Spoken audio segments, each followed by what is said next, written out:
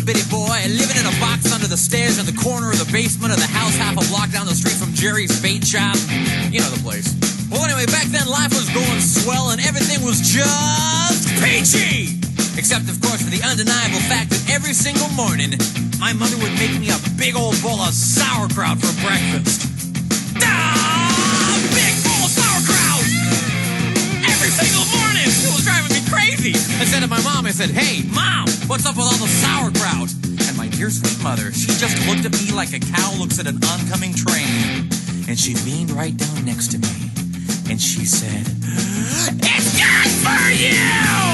And then she tied me to the wall and stuck a funnel in my mouth and force-fed me nothing but sauerkraut until I was 26 and a half years old. That's when I swore that someday I would get out of that basement and travel to a magical, faraway place where the sun is always shining and the air smells like warm root beer and the towels are oh so fluffy. Where the Shriners and the lepers play their ukuleles all day long and anyone on the street will gladly shave your back for a nickel.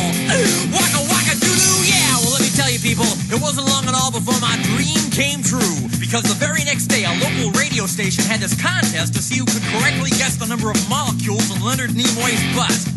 I was off by 3, but I still won the grand prize. That's right, a first-class one-way ticket to Albuquerque. Albuquerque. Oh, yeah. You know, I'd never been on a real airplane before, and I gotta tell you, it was really great. Except that I had to sit between 2 large Albanian women with excruciatingly severe body odor, and the little kid in back of me kept throwing up the whole time. The flight attendants ran out of Dr. Pepper and salted peanuts, and the in-flight movie was Biodome with Pauly Shore, and oh yeah, 3 of the airplane engines burned out, and we went into a tailspin and crashed into a hillside, and the plane exploded in a giant fireball, and everybody died. Except for me. You know why? 'Cause I had my tray table up, and my seat back in the full upright position. Have my tray table up, and my seat back in the full upright position. Have my tray table up, and my seat back in the full upright position.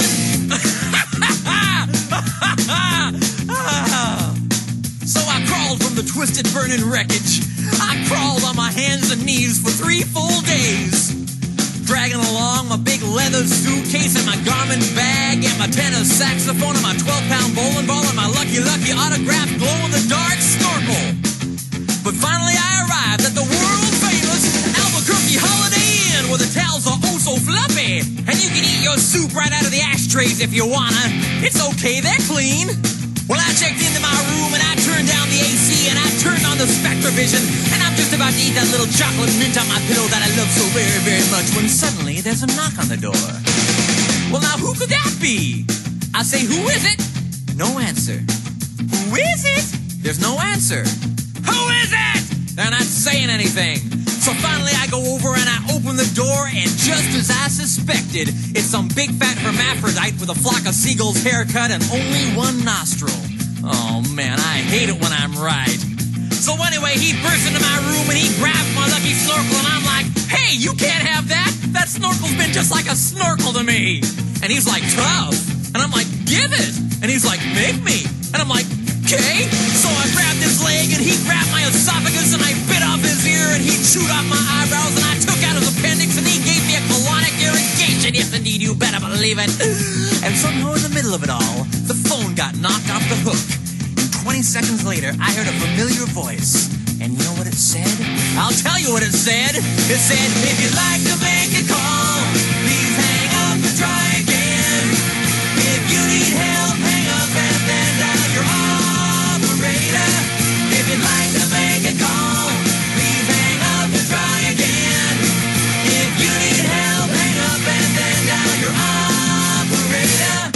In Albuquerque.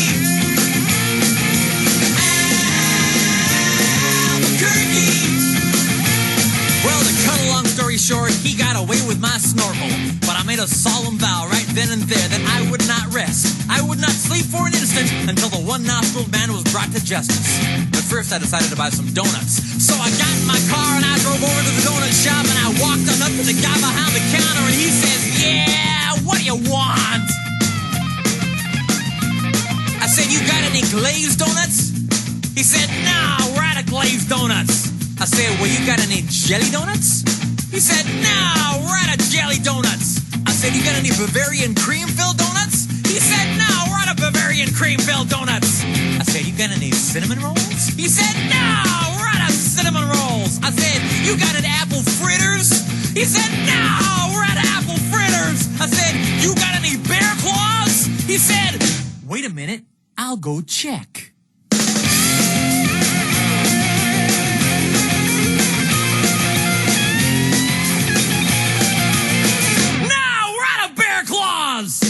I said, well, in that case, what do you have? He says, all I got right now is this box of 12 starving, crazed weasels. I said, okay, I'll take that. So he hands me the box, and I open up the lid, and the weasels jump out, and they immediately latch onto my face and start biting me all over. Oh, man, they were just going nuts. They were tearing me apart. You know, I think it was just about that time that a little ditty started going through my head. I believe it went a little something like this. Oh, get off me, get off me. Oh, get off, get off. Oh, get off me. I ran out into the street with these flesh-eating weasels all over my face, waving my arms all around and just running like a constipated wiener dog. And as luck would have it, that's exactly when I ran into the girl of my dreams. Her name was Zelda. She was a calligraphy enthusiast with a slight overbite and hair the color of strained peaches. I'll never forget the very first thing she said to me. She said, hey, you got weasels on your face.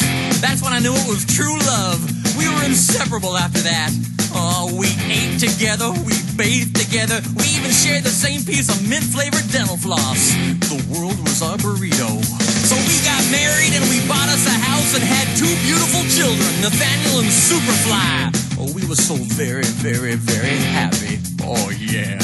But then one fateful night, Zelda said to me, she said, Sweetie Pumpkin, do you want to join the Columbia Record Club? I said, whoa! Hold on now, baby! I'm just not ready for that kind of a commitment! So we broke up and I never saw her again, but that's just the way things go. In Albuquerque.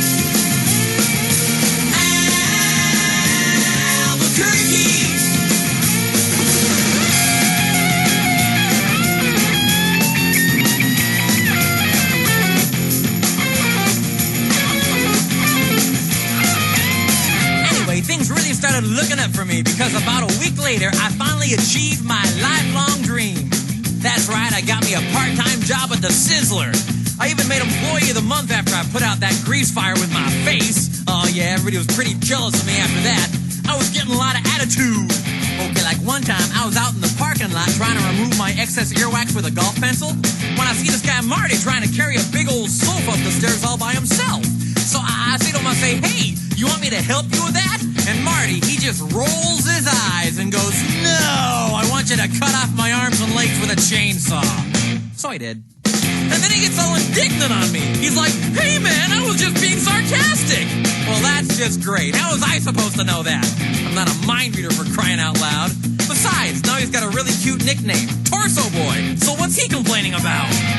Say, that reminds me of another amusing anecdote.